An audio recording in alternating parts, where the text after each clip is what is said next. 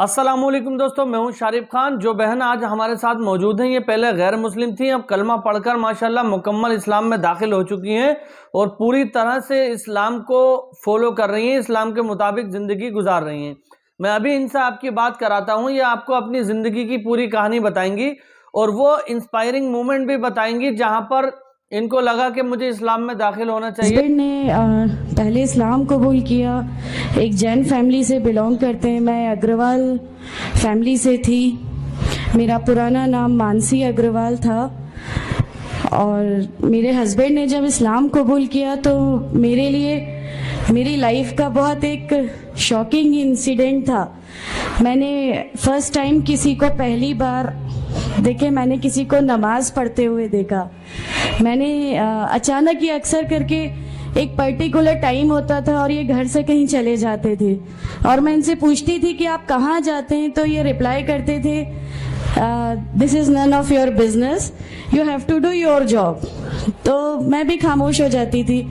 बाकी मेरे father in law से अक्सर इनकी डिबेट और सब कुछ हुआ करता था, बट मुझे नहीं समझ में आता था कि ये डिबेट क्या है, ये लोग किस बात पे इतना ज़्यादा इनका डिबेट इतना एग्रेसिव मूवमेंट्स पे कैसे आ जाता है। तो बाकी फिर एक धीरे धीरे जब मुझे ये इस्लाम के पहले तो ये लोग नहीं बताए, बट फर्स्ट टाइम जब मैंने इनका फजर की नमाज थी और अचानक मेरी नींद खुली और मैंने इनको नमाज पढ़ते हुए देखा।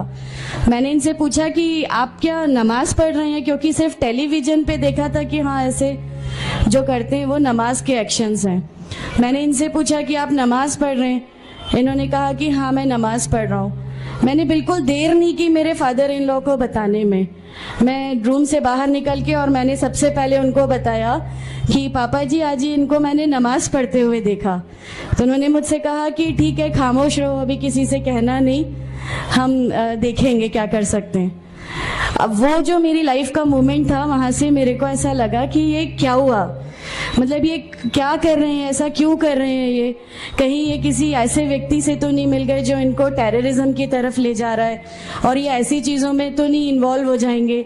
एक बहुत बड़ा डर जो मेरे अंदर था वो, और on that time I was pregnant, तो मेरे को एक बहुत खलबली सी लगी रहती थी कि ये क्या चल रहा है, ये क्या चल रहा है।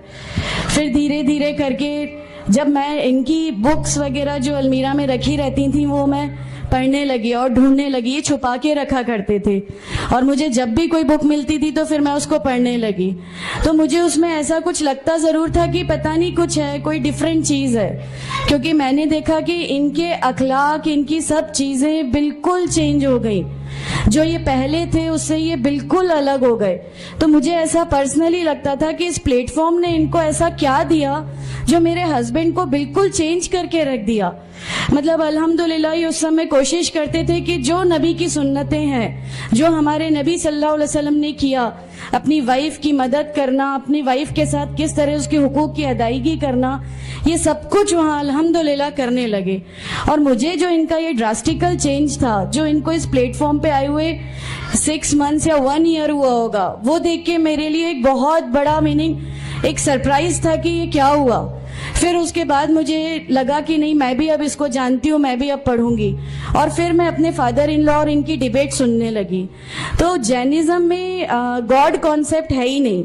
हर वो व्यक्ति जो बहुत ज़्यादा इल्म हासिल कर लेता है, बहुत ज़्यादा नॉलेज हासिल कर लेता है, तो वो एक लिमिट पर आकर नऊजुबिल्लाह गॉड का वो मुकाम हासिल कर लेता है और लोग उसी की फिर पूजा करने लगते हैं, उसी की वर्शिप करने लगते हैं। तो मेरे दिमाग में, मैं अग्रवाल फैमिली से थी, तो मेरे दिमाग में था कि नहीं, हमारे जो भगवान है वो 3-4 हाथ वाले हैं, इनका क्या एक ही गॉड है जिसको जाके आपको पूजना है। तो नहीं, मैं इनसे तो कुछ नहीं मांगूंगी, 3-4 हाथ वाले भगवान ही होते हैं, ये नहीं कुछ वो ऐसा रखते।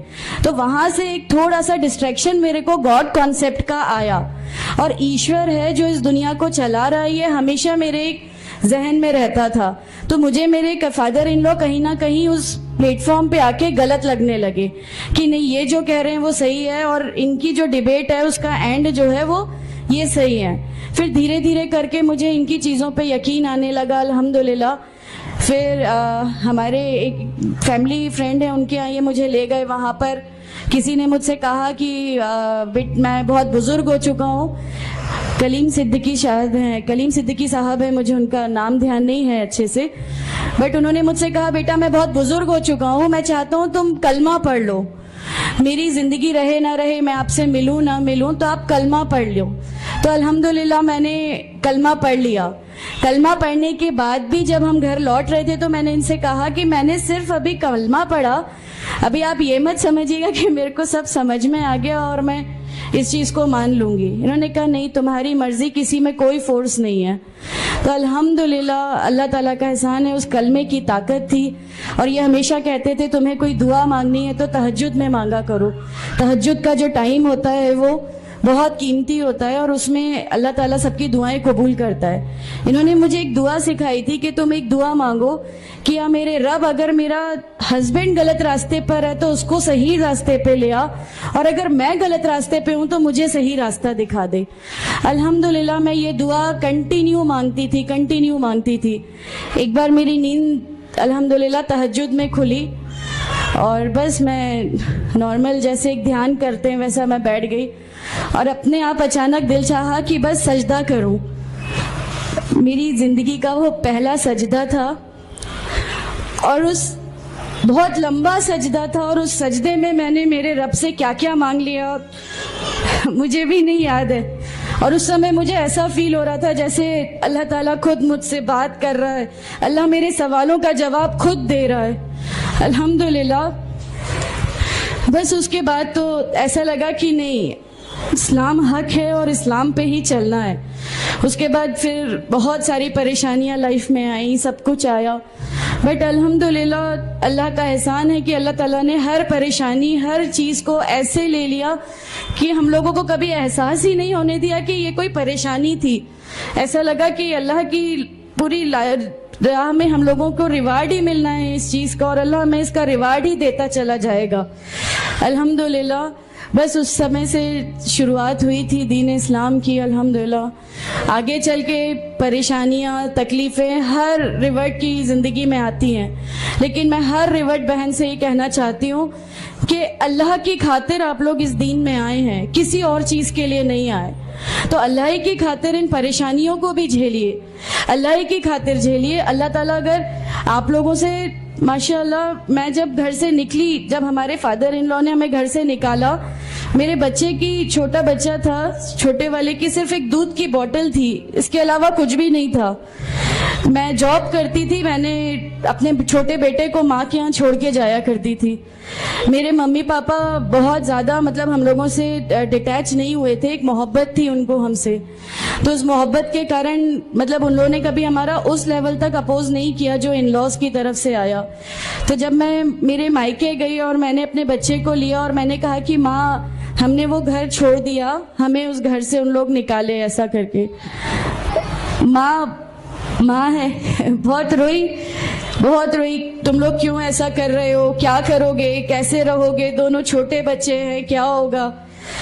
मैंने कहा कि माँ आप सिर्फ एक माँ हो ना, वो मुझे 70 माँओं के बराबर मोहब्बत करता है, तो जो रब मुझे मेरी 70 माँओं के बराबर मोहब्बत करता है वो कैसे इस दुनिया में मुझे रुस्वा कर सकता है।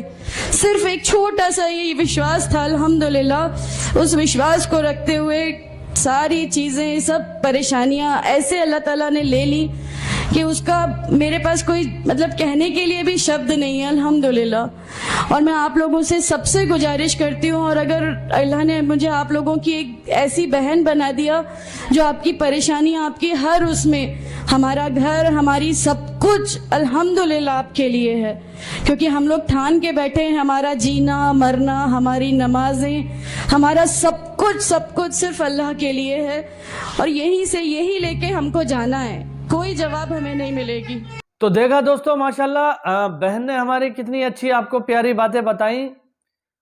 5th फ्लोर पे रहने के बाद में उसके बाद एक बार इनके पास ऐसा समय आया था कि इन्हें अनाथ आश्रम में रहना पड़ा था। काफी दिनों तक अनाथ आश्रम में इन्होंने अपना टाइम गुजारा था। इनकी और भी बहुत सारी दिलचस्प वीडियोस हैं जो आपको देखना चाहिए। इंशाल्लाह देर सवेर कभी मैं उनको भी अपलोड करूंगा अपने चैनल पर। आपको दिखाऊंगा कि कितनी मुश्किल, कितनी मेहनत के बाद इन्होंने ईमान को थामा और अब अभी तक इनके पास थोड़ी थोड़ी परेशानियां आती रहती हैं, लेकिन फिलहाल ये मुकम्मल दीन पर चल रही हैं और माशाल्लाह इनकी प्रॉब्लम सारी धीरे धीरे ख़त्म हो जा रही हैं।